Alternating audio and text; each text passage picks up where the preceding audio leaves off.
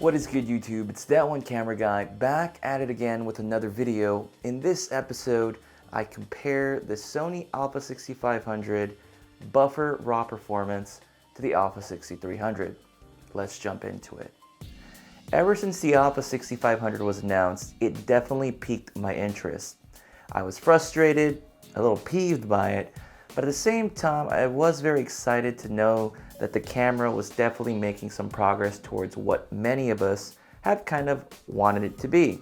We got IBIS, we got a touch to focus screen. It's not that great.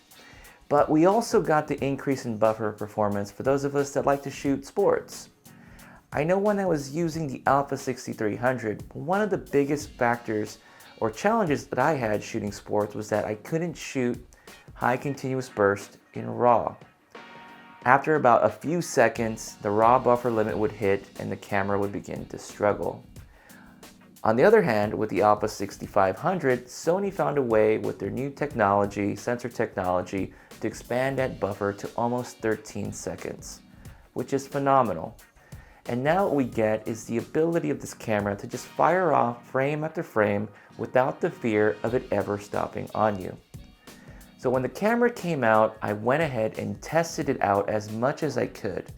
And at this time, I think I've shot at least 6 or 7 different soccer matches to put the a6500 through its paces. As far as its autofocus performance, we already knew how that would do on the a6300.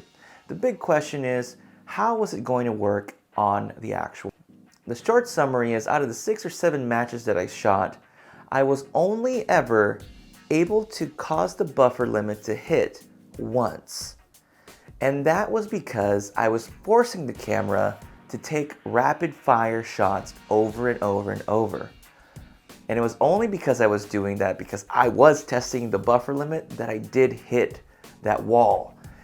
But everything else that I've shot since then, it never happened.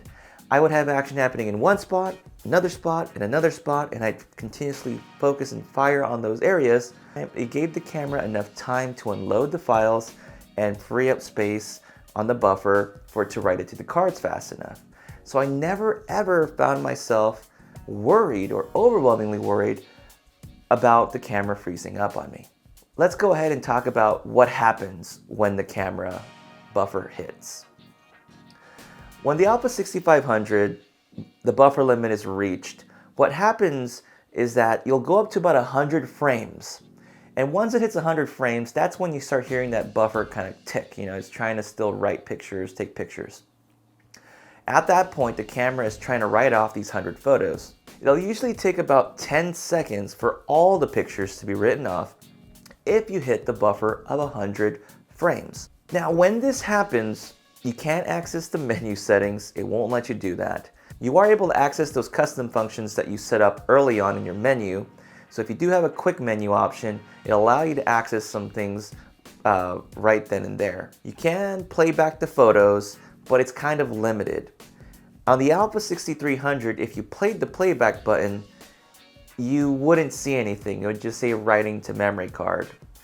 If you jumped to video on either the a6300 or the a6500, the camera would warn you that it was still writing to the card.